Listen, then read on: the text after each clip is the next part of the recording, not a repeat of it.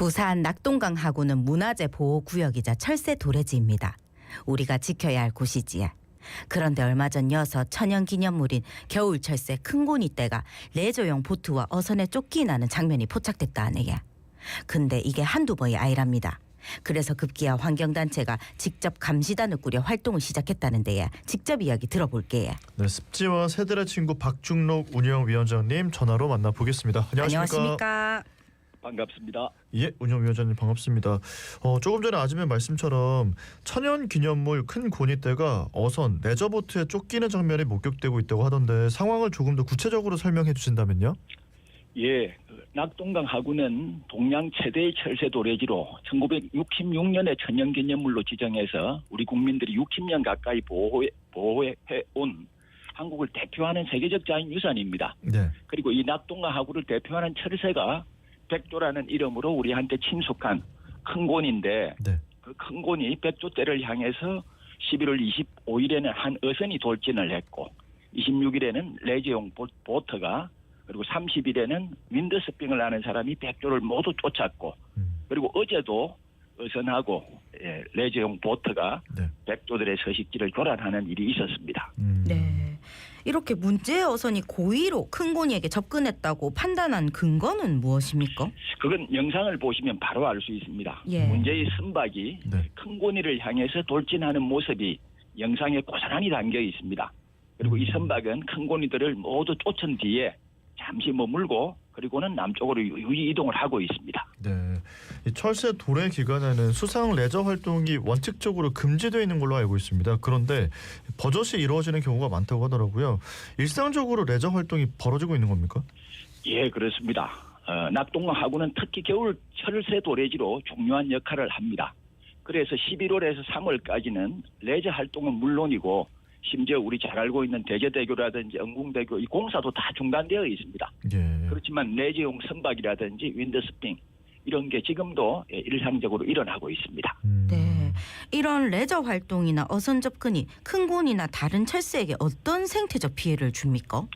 예, 우리가 겨울이라고 하는 게 춥고 먹을 것도 없고 그래서 모든 게 겨우겨우 살아간다. 그래가지고 겨울입니다. 네. 예. 낙동강 하구에 이 백조가 무려 3,000마리가 찾아오는데 이 새가 풀을 먹고 삽니다.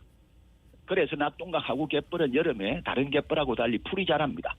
그런데 3,000마리 나와서 먹으니까 그 풀이 견뎌낼 수가 없지 않습니까? 네네. 그래서 지금 계절은 갯벌에 풀이 없어가지고 이 상류 쪽으로 본류 쪽으로 올라와서 좁은 곳에서 먹이를 먹으면서 겨우겨우 살아가는데 이렇게 교란을 계속 당하게 되면은 도망가는데 밥 먹은 힘을 다 써버리고 진작 추운 겨울 추위를 이기는 데는 쓸 수가 없게 됩니다. 아. 그래서 이런 상태가 계속되게 되면 백조는 결국 건강을 잃고 네. 목숨을 잃는 이런 상태가 나타나게 됩니다.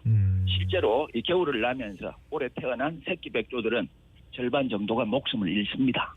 아, 그렇군요. 뭐 지금 이렇게 단기적으로 봤을 때도 문제가 있는데 장기적으로 봤을 때 낙동강 하구 생태계에 어떤 영향이 우려되시는지 이런 것들도 궁금합니다.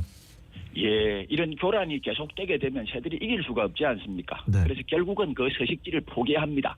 아. 그러면 이용 가능한 서식지가 줄어든 것만큼 새들도 줄어들고 네. 결국 새가 준다는 건 자연이 사라진다는 거고 자연이 사라지게 되면 우리 생존이 모두 자연에 의존하는데 이런 식으로 자연이 파괴된 결과가 결국은 지금의 기후 붕괴가 일어나게 된 원인입니다. 네.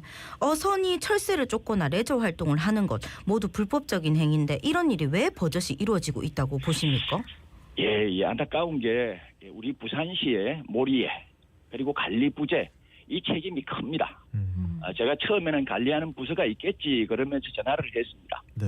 그런데 전화를 하는 데마다 자기 소관이 아니다 그러면서 다른 곳으로 전화해보라 이런 말만 했고요. 네. 그래서 제가 낙동강 관리본부도 공원관리팀, 수질개선팀 다 전화를 했고 부산시와 강서구의 문화재 보호과 그리고 심지어는 부산시 환경정책과도 전화를 했는데 그 어디에도 그 관리를 맡고 있는 곳이 없었습니다. 그렇군요. 자, 과거에도 뭐 비슷한 일들이 반복됐었는데 그러면 이제 그 이후에 제도적으로 보완된 점이 없었다는 건지 이 부분도 한번 짚어봐야 될 것 같은데요. 그렇습니다. 2021년에도 부산시의 청소선이 이 백조들을 쫓았고 2017년, 19년에도 비슷한 일이 계속 있었습니다. 네. 그리고 실제 그 낙동강 하구를 관리하는 낙동강 관리본부 하는 전담 행정 조직이 있습니다. 그럼에도 불구하고 지금 같은 일들이 계속 반복되고 있습니다. 네. 네. 이렇게 지자체의 단속 시스템 부족이 반복되는 이유는 뭐라고 보십니까? 예, 아까도 말씀을 드렸지만 결국은 관리 책임을 맡고 있는 부산시의 낙동하구에 대한 이해와 태도입니다. 최근 한 언론 보도를 보면은 중국 이야기가 소개됐는데 이곳은 큰 고니를 보호해가지고 처음에는 우리 절반 정도인 1,500마리 정도가 왔답니다. 그런데 보호를 하니까 지금은 1만 마리가 넘어가지고 이를 보러 오는 사람이 연 1,000만 명이 넘고 이로 인해 가지고 생기는 관광 수입이 2조 원이 넘는답니다. 그런데 우리 부산시는 3,000마리라는 큰 고니, 중국의 2배가 넘는 그야말로 축복받은 뭐 다른 나라가 억만금을 들여도 못 만드는 그런 자연 자산을 갖고 있는데 네. 진작 우리 부산시가 그 가치를 모릅니다. 그러다 보니까 난개발 논쟁이 끊이지 않고 뭐 대제대교, 응궁대교, 가덕 신공항까지 낙동강하구 문화재 보호구역의 핵심 지역을 훼손하는 토목 사업에만 열을 올리는 이런 안타까운 상황이 계속되고 있습니다. 네. 자, 오늘 습지와 새들의 친구 박중록 운영위원장님과 이야기 나눠보고 있는데요. 그래서 이런 상황 속에서 이제 운영위원장님께서 감시단을 직접 꾸리기도 했다라는 이야기를 들었습니다. 감시를 하고 신고를 하면 좀 조치는 취해지는지 이런 것들도 궁금하거든요. 예. 11월 마지막 주부터 저희들이 감시를 하기 시작했고 그러면서 시민들 참여를 유도하기 위해서 12월 1일부터는 일반 시민분들도 참여해서 같이 감시를 하고 있습니다. 네. 부산시에는 직접 신고를 하더라도 지금 뭐 특별한 조치가 취해지지 않고 있는데 저희들은 이번 기회에 사례들을 모아서 국가유산청, 환경청, 부산시에 해당 문제를 제기하고 근본적 개선을 끌어내기 위해 이번에는 노력을 하고 있습니다. 네. 네. 어선과 레저보트의 천연기념물이 쫓겨나는 장면이 수년째 반복되고 있습니다. 이 문제를 바로잡기 위해 가장 시급한 조치가 뭐라고 보십니까? 예, 뭐 이런 일은 사실 부산시하고 경찰이 마음만 먹으면 금방 개선될 수 있는 일입니다. 어려운 일 아니지 않습니까?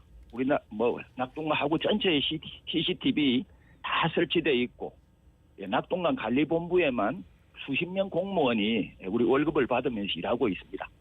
그런데 진작 이런 일에는 손을 놓고 그 역할을 하지 않고 있습니다. 경찰에도 사건이 일어나고 난 뒤에 저희들이 그 수사를 의뢰를 했습니다. 신고를 했습니다. CCTV를 살펴가지고 해당 선백을 찾아서 경위를 조사하고 불법 행위에는 거기에 맞는 처벌을 하고 그러면 이런 일은 어렵지 않게 막을 수 있습니다. 그런데도 우리 부산시도 경찰도 뭐 지금까지 어떤 책임 있는 태도를 보이지 않고 있습니다.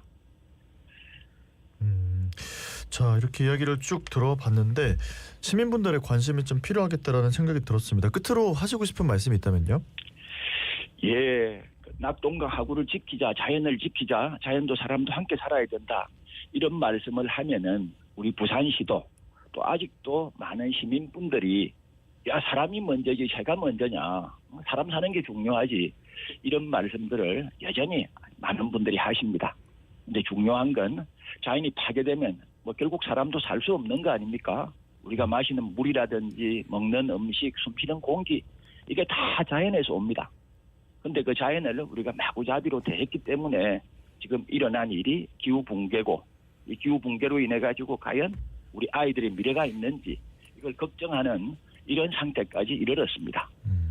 설사 개발을 하더라도 인간이 이용을 하더라도 얼마든지 환경을 지키면서 개발하는 게 가능합니다.